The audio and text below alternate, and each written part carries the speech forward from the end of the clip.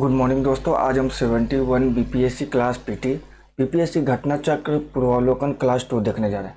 Class 1 तक का आपका वीडियो अपलोड कर दिया गया है, आप वहां प्लेलिस्ट बना हुआ है, आप वहां से देखिए। और ये 70 बीपीएससी प्री से लेकर 39 प्री तक का क्वेश्चन विथ आंसर है। तो चलिए क्लास देखते हैं। आज का क्लास 2 वैदिक काल, प्राचीन से हो गया था, वैदिक काल आज देखते हैं। क्वेश्चन नंबर फर्स्ट, प्रारंभिक वैदिक काल के दौरान कौन सा शहर प्राचीन मगध साम्राज्य की राजधानी के रूप में कार्य करता था? तो राजगिरी। चलिए इसका विस्तार पूर्वक देखें। प्रारंभिक वैदिक काल के दौरान राजगिरी, वर्तमान राजगीर, प्राचीन साम्राज्य की राजधानी के रूप में कार्य करता था। मगध का पहला शासक राजवंश बृहद्रथ वंश था। यह क्वेश्चन अभी आपका 70 बीपीएससी में पूछा गया था। तो मगध का पहला राजा कौन था? तो बृहद्रथ वंश। बृहद्रथ का उल्लेख ऋग्वेद से प्राप्त होता है। क्वेश्चन 2, ऋग्वेद का कौन सा मंडल पूर्णतः सोम को समर्पित है? तो 9वां मंडल समर्पित है। दूसरा का सी। ऋग्वेद में कुल 10 मंडल है। 9वें मंडल के सभी 114 सूक्त सोम को समर्पित है। सोम आर्यों का मुख्य पेय था, जिसे मुंजवत चोटी से प्राप्त किया जाता था। ऋग्वेद के 10वें मंडल में चारों वर्णों की उत्पत्ति का उल्लेख प्राप्त होता है। क्वेश्चन नंबर 3, ऋग्वेद संहिता का 9वां मंडल पूर्णतः किसको समर्पित है? तो सोम और इस पेय पर नामांकित देवता को। तीसरा का डी। देखिए रिपीटेड क्वेश्चन 42 में भी पूछा गया, 40 में भी पूछा गया। क्वेश्चन नंबर 4, गायत्री मंत्र किस पुस्तक में मिलता है? तो ऋग्वेद में। गायत्री मंत्र ऋग्वेद में उल्लिखित है। इसके रचनाकार विश्वामित्र हैं। यह मंत्र ऋग्वेद के 3 मंडल में वर्णित है। यह सभी सूर्य देवता को समर्पित है। क्वेश्चन नंबर 5, किस काल में अछूत की अवधारणा स्पष्ट रूप से अद्भुत हुई थी? आपका धर्मशास्त्र के समय। किस काल में अछूत की अवधारणा स्पष्ट रूप से उद्धृत हुई थी? तो धर्मशास्त्र के समय। व्याख्या देते, धर्मशास्त्र के समय सूत्र काल में 4 वर्ण ब्राह्मण, क्षत्रिय, वैश्य, शूद्र के अतिरिक्त समाज में अनेक जातियों यथा अंबष्टक, उग्र, निषाद, मागध, वेदक, रथकार आदि का आविर्भाव हुआ। अनुलोम एवं प्रतिलोम विवाहों के फलस्वरूप हो गया। पाणिनि ने 2 प्रकार के शूद्रों का उल्लेख किया है, निर्वसित एवं अनिर्वसित। इनमें पहला प्रकार के शूद्र ही अस्पृश्य माने जाते थे। क्वेश्चन नंबर 6, भारतीय उपमहाद्वीप में लोहे का प्रयोग कब शुरू हुआ?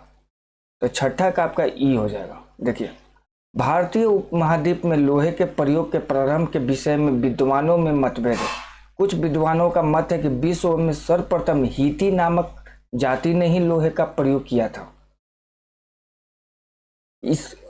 था और इसके पश्चात विश्व के अनेक देशों में इसका प्रचलन हुआ। जबकि थाईलैंड के बेनेची नामक पूरा स्थल की खुदाई से ढला हुआ लोहे की प्राप्ति हुई है, जिसकी तिथि 1600 से 1200 ईस्वी पूर्व के लगभग निर्धारित करी है। भारत में लौह राजस्थान के दोआब क्षेत्र लोहा कृष्ण लोहित मृत भांड के साथ प्राप्त होता है, जिसकी संभावित तिथि 1400 ईस्वी पूर्व के लगभग है। सर्वप्रथम उत्तर वैदिक काल 1000 से 600 ईस्वी पूर्व के ग्रंथों में हमें इस धातु के स्पष्ट प्रमाण प्राप्त होते हैं। अथर्ववेद में लोहा का उल्लेख श्याम अयस के रूप में प्राप्त होता है। इसमें लोहे के बने हुए फाल का भी उल्लेख प्राप्त होता है। अंतरजी खेरा उत्तर प्रदेश के उत्खनन से गेहूं, जौ तथा चावल के अवशेषों के साथ साथ प्राचीनतम कृषि लौह उपकरण की प्राप्ति हुई है। पुरातत्वविदों ने इसका काल 1000 ईस्वी पूर्व निर्धारित किया है, जो अधिकांश विद्वानों के द्वारा स्वीकार है। क्वेश्चन नंबर 60, बोगज कोई का महत्व इसलिए है कि 7वां क्या ये होगा, वहां जो अभिलेख प्राप्त हुए हैं उनमें वैदिक देवी एवं देवताओं का वर्णन मिलता है। बोगज कोई एशिया माइनर से 14वीं शताब्दी ईस्वी पूर्व के कुछ अभिलेख मिले। इस अभिलेख में ऐसे राजाओं का उल्लेख आया है जिनके नाम आर्यों जैसे थे और जो संधियों के साक्ष्यों तथा रक्षा के लिए इंद्र, मित्र, वरुण एवं नास्तिक देवताओं का आह्वान करते थे। क्वेश्चन नंबर 8, प्रसिद्ध 10 राजाओं का युद्ध किस नदी के तट पर लड़ा गया? परोसनी के तट पर।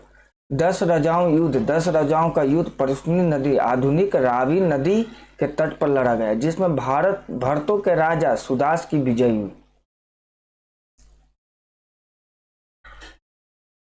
क्वेश्चन नंबर 9, उत्तर वैदिक काल के दौरान रचित किस प्राचीन भारतीय ग्रंथ में दार्शनिक भजन और ब्रह्मांड विज्ञान और नैतिकता पर चर्चाएं शामिल हैं? उपनिषद में। क्वेश्चन नंबर 9 का ए होगा उपनिषद। व्याख्या देखते तो उत्तर वैदिक काल के दौरान रचित उपनिषद में दार्शनिक भजन और ब्रह्मांड विज्ञान और नैतिकता पर चर्चाएं शामिल है। उपनिषद भारत के प्राचीन ग्रंथ जो लगभग 700 ईसा पूर्व से 300 ईसा पूर्व के बीच संस्कृत में लिखे गए थे। बौद्ध धर्म। गौतम, क्वेश्चन नंबर 1, गौतम बुद्ध से रिलेटेड क्वेश्चन देखते हैं। क्वेश्चन नंबर 1, गौतम बुद्ध का जन्म कहाँ हुआ था? पहला का सी, लुम्बिनी में। महात्मा बुद्ध का जन्म 563 ईस्वी में कपिल वस्तु के समीप लुम्बिनी वन में हुआ था। बोधगया बिहार में वैशाख पूर्णिमा की रात को उन्हें ज्ञान प्राप्ति हुई थी। कहाँ? बोधगया में। काशी के ऋषि पत्तनम मृगदाव सारनाथ में उन्होंने प्रथम उपदेश धर्म चक्र प्रवर्तन दिया एवं कुशीनगर में उनका निधन हुआ, जिसे बौद्ध साहित्य में परिनिर्वाण कहा गया है। क्वेश्चन नंबर 2, महात्मा बुद्ध ने अपना पहला धर्म चक्र प्रवर्तन किस स्थान पर किया? सारनाथ में। दूसरा का B. Question number 3, Gautam Buddha ने प्रथम उपदेश कहाँ दिया? सारनाथ में। तीसरा का बी। क्वेश्चन नंबर 4, बोध गया में किसे ज्ञान की प्राप्ति हुई थी? तो गौतम बुद्ध को। चौथा का बी। क्वेश्चन नंबर 5, बुद्ध के जीवन की 4 महत्वपूर्ण घटनाओं उनसे संबंधित 4 स्थानों के नीचे उल्लेख है। यह 2 स्तंभों के एवं 1 एवं 2 में अंकित है। इनका आपको इनको सुमेल करना स्तंभ है। जन्म कुशीनगर, जन्म लुम्बिनी में, ज्ञान प्राप्ति बोध गया में, प्रथम प्रवचन सारनाथ में, निधन कुशीनगर में। आपका 5वां का सी हो जाएगा। पहला का सी जन्म लुम्बिनी में, दूसरा का 2 बोध गया में ज्ञान प्राप्ति, प्रथम प्रवचन सारनाथ में, निधन कुशीनगर में। क्वेश्चन नंबर 6, अजातशत्रु के शासन काल में प्रथम बौद्ध संगीति का आयोजन किस नगर में किया गया? राजगीर में।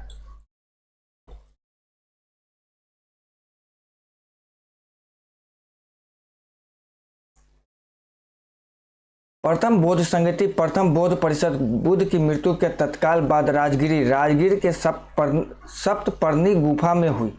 इस समय मगध का शासक अजातशत्रु था। इस संगीति की अध्यक्षता महाकश्यप ने की थी तथा इसमें बुद्ध के प्रमुख शिष्य आनंद और उपाली भी उपस्थित थे। इसमें बुद्ध की शिक्षाओं का संकलन हुआ तथा उन्हें सूत और विनय नामक 2 पिटकों में विभाजित किया गया। आनंद तथा उपाली क्रमशः धर्म और विनय के प्रमाण माने गए हैं। क्वेश्चन नंबर 7, प्रथम बौद्ध संगीति के अध्यक्ष कौन थे? तो 7वां का बी, महाकश्यप। क्वेश्चन नंबर 8, प्रथम बौद्ध महासभा कहाँ आयोजित की गई? तो 8वां का बी, राजगिरी में। क्वेश्चन नंबर 9, भगवान बुद्ध के महापरिनिर्वाण के बाद पहली बौद्ध संगीति हुई थी राजगिरी में। 9वां का ए। क्वेश्चन नंबर 10, कनिष्क के शासन काल में बौद्ध सभा किस नगर में आयोजित की गई थी? तो कश्मीर में। चौथा जो बौद्ध आयोजित हुआ था तो कश्मीर में। बौद्ध धर्म की चौथी और अंतिम संगीति सभा कुषाण शासक कनिष्क के शासन काल में कश्मीर के कुंडल वन में हुई। इसकी अध्यक्षता वसुमित्र ने की। अश्वघोष इसके उपाध्यक्ष थे। यहाँ बौद्ध ग्रंथों के कठिन अंशों पर सम्यक विचार किया गया है और प्रत्येक पिटक पर भाष्य लिखे गए। कनिष्क ने इन्हें ताम्र पत्रों पर खुदवाकर एक स्तूप में रखवा दिया। त्रिपिटक में लिखे गए इन्हीं भाष्यों को विभाषा शास्त्र कहा जाता है। उल्लेखनीय है कि पहली बौद्ध संगीति बुद्ध की मृत्यु के तत्काल बाद राजगिरी की सप्तपर्णी गुफा में हुई है। इस समय मगध का शासक अजातशत्रु था। इसकी अध्यक्षता महाकश्यप ने की थी। द्वितीय बौद्ध संगीति कालाशोक के शासनकाल में बुद्ध की मृत्यु के लगभग 100 वर्षों पश्चात वैशाली में हुई। इसके अध्यक्ष आचार्य साबक मीर सर्वकमिनी थे। क्वेश्चन नंबर 11, इनमें से किस शासक ने चतुर्थ बौद्ध संगीति कश्मीर में आयोजित की तो कनिष्क 11 का सी हो जाएगा। अशोक के शासनकाल में बौद्ध सभा किस नगर में आयोजित की गई तो पाटलिपुत्र में 12 का बी। सिंहली अनुश्रुतियों दीपवंश और महावंश के अनुसार अशोक के राजकाल में पाटलिपुत्र में मोगली पुत्र तीस की अध्यक्षता में तृतीय बौद्ध संगीति का आयोजन हुआ। मोगली पुत्र तीस की अध्यक्षता में तृतीय बौद्ध संगीति का आयोजन हुआ। क्वेश्चन नंबर 13, तृतीय बौद्ध सभा किस स्थान पर बुलाई गई तो पाटलिपुत्र 13 का D. Question number 14, Mahatma Buddha को महापरिनिर्वाण कहाँ हुआ? कुशीनगर में। चौथा सी, 13 का 14 का सी। चलिए व्याख्या देखते हैं। महात्मा बुद्ध ने पहला उपदेश सारनाथ में दिया। उसके पश्चात वे बौद्ध धर्म के प्रचार के लिए कपिल वस्तु, राजगिरी, वैशाली तथा कौशल राज्य गए। सबसे अधिक बौद्ध धर्म का प्रचार कौशल राज्य में हुआ। कौशल नरेश प्रसेनजीत ने भी अपने परिवार के साथ बुद्ध की शिष्यता ग्रहण की थी। अपना प्रचार करते हुए मल्लों की राजधानी पावा पहुंचे। यहाँ वे चुंद नामक लुहार की आम्र वाटिका में ठहरे। उसने बुद्ध को सुकर मद्दव खाने को दिया। इससे उन्हें रक्तातिसार हो गया और भयानक पीड़ा उत्पन्न हुई। इस वेदना के बाद भी कुशीनारा कश्यप मल्ल गणराज्य की राजधानी पहुंचे। यहीं 483 ईस्वी में 80 वर्ष की अवस्था में उन्होंने शरीर त्याग दिया। बौद्ध ग्रंथों में इसे महापरिनिर्वाण कहा जाता है।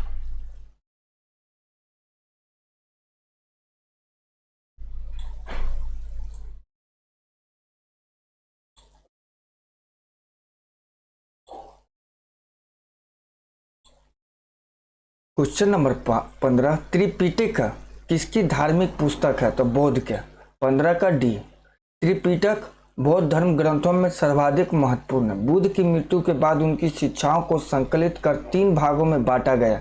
इन्हीं को त्रिपिटक कहा जाता है। विनय पिटक संघ संबंधी नियम तथा दैनिक जीवन संबंधी आचार विचारों का संग्रह विनय पिटक में। सूत पिटक महात्मा बुद्ध के उपदेशों का संग्रह। तीसरा अभिधम्म पिटक बौद्ध धर्म में दार्शनिक सिद्धांत।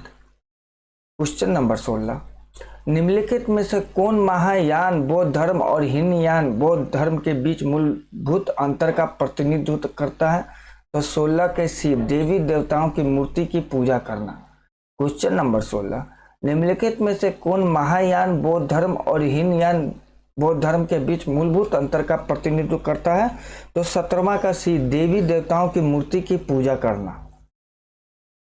क्वेश्चन नंबर 17, बौद्ध में बोधि वृक्ष अपने वंश की किस पीढ़ी का है तो पंचम का है। चलिए यहाँ देखते हैं पहले इसका। महाबोधि मंदिर शीर्ष वर्तमान बोधि वृक्ष वह नहीं है जिसके नीचे बैठकर महात्मा बुद्ध ने ज्ञान प्राप्त किया था। हैनसोंग के अनुसार उस मूल वृक्ष को 7वीं शताब्दी में सम्राट शशांक ने नष्ट करा दिया था। इसके बाद इस स्थान पर 2 और वृक्ष रोपित हुए और नष्ट हुए। वर्तमान वृक्ष जिसे हम देख रहे हैं वो 5वीं पीढ़ी का वृक्ष है जिसे अलेक्जेंडर कनिंघम ने लगवाया था। यह वृक्ष पूरी तरह संरक्षित और केवल इसे गिरी हुई पत्तियों को ही छूने एवं उठाने का अधिकार है। एक अन्य तथ्य के अनुसार यह वृक्ष क्रमशः 2 बार सम्राट अशोक, 1 बार पुष्यमित्र शुंग, 1 बार पूर्व वर्मा तथा अंत में कनिंघम द्वारा लगवाया गया। अतः यह 6ठी पीढ़ी का वृक्ष है। बिहार सरकार के पर्यटन विभाग की वेबसाइट पर इसे 5वीं पीढ़ी कब बताया गया। तथ्यों में विवाद होने के कारण बिहार लोक सेवा आयोग ने इस प्रश्न को मूल्यांकन से बाहर कर दिया था। क्वेश्चन नंबर 18, चीनी यात्री सुंग यून ने भारत की यात्रा की थी। 18 के 515 से 520। चीनी यात्री सुंग यून ने भारत की यात्रा की थी कब से कब 515 से 520 ईस्वी। क्वेश्चन नंबर 19, बोध गया में महाबोधि मंदिर बनवाया गया जहां 19 का भी गौतम बुद्ध को ज्ञान प्राप्त हुआ। क्वेश्चन नंबर 19, बोध गया में महाबोधि मंदिर बनवाया गया जहां गौतम बुद्ध को ज्ञान प्राप्त हुआ। क्वेश्चन नंबर 20, गौतम बुद्ध को एक देवता का स्थान दिया गया किस राजा के युग में प्राप्त हुआ तो 20 का बी, कनिष्क। कनिष्क के शासनकाल में संपूर्ण चतुर्थ बौद्ध संगीति में बौद्ध धर्म हीनयान एवं महायान नामक दो स्पष्ट एवं स्वतंत्र संप्रदायों में विभक्त हो गया। महायान शाखा में बुद्ध को देवता माना गया तथा उनकी पूजा की जाने लगी। इसी के साथ अनेक बोधिसत्वों की पूजा भी प्रारंभ हुई। क्वेश्चन नंबर 21, वे शिक्षक जिनसे बुद्ध ने महाभिनिष्क्रमण के बाद सबसे पहले ज्ञान प्राप्ति का प्रयास किया। 21 का सी, अलार कलाम एवं रुद्रक रामपुत्र। महाभिनिष्क्रमण के बाद ज्ञान की खोज में महात्मा बुद्ध अलार कलाम के आश्रम में पहुंचे तथा उनसे दीक्षा ली। अलार कलाम के आश्रम में उन्होंने तपस्या की, किंतु वे इससे संतुष्ट नहीं हुए। अलार कलाम सांख्य दर्शन के आचार्य थे तथा अपनी शक्ति के लिए विख्यात थे। अतः अलार कलाम एवं रुद्रक रामपुत्र से महात्मा बुद्ध ने पहले ज्ञान प्राप्ति का प्रयास किया। क्वेश्चन नंबर 22, भारतीय कला में स्तूप, चैत्य और विहार का निर्माण निम्नलिखित में से किससे संबंधित है? तो 22 का सी, बौद्ध धर्म से। चैत्य का शाब्दिक अर्थ होता है चिता संबंधी। शवदाह के पश्चात बचे हुए अवशेषों को भूमि में गाड़कर उनके ऊपर जो समाधियां बनाई गई है उन्हीं को प्रारंभ में चैत्य या स्तूप कहा गया। इन समाधियों में महापुरुषों के धातु अवशेष सुरक्षित थे। अंततः चैत्य उपासना के केंद्र बन गए। कालांतर में बौद्धों ने इन्हें अपनी उपासना का केंद्र बना लिया। चैत्य ग्रहों के समीप ही भिक्षुओं के रहने के लिए आवास बना गए जिन्हें विहार कहा गया। क्वेश्चन नंबर 23, निम्नलिखित में से कौन सी बात बौद्ध धर्म तथा जैन धर्म में समान नहीं है? तो आत्मदमन। 23 का सी, ये समान नहीं है। तप मतलब आत्मदमन और भोग की अति का परिहार एवं मध्यम मार्ग का अनुसरण केवल बौद्ध धर्म में ही किया गया था, जैन धर्म में नहीं। जबकि वेदों की प्रामाणिकता के प्रति अनास्था, कर्म कांडों की फलवत्ता का निषेध एवं प्राणियों की हिंसा का निषेध दोनों धर्म में किया गया।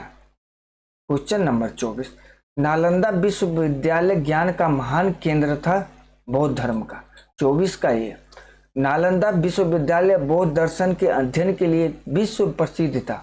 5वीं शताब्दी के मध्य गुप्तों के समय में नालंदा विश्वविद्यालय अस्तित्व में आया।